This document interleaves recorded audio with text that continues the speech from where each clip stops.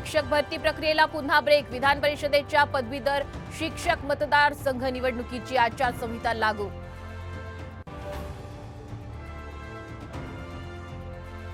लोकसभेनंतर वेध विधानसभेचे ऑक्टोबरमध्ये निवडणूक लागण्याची शक्यता।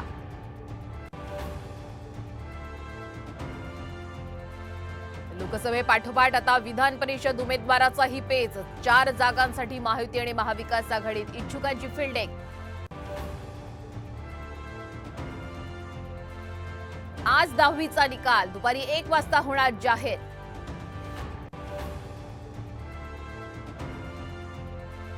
सुरेंद्र अग्रवालनं चालकाचा मोबाईल घेतला, गुन्हा कबूल करण्यासाठी धमकावलं। पोलीस तपासातून माहिती उघड, तर आज गुन्हे विभाग विशाल अग्रवालचा ताबा घेण्याची शक्यता।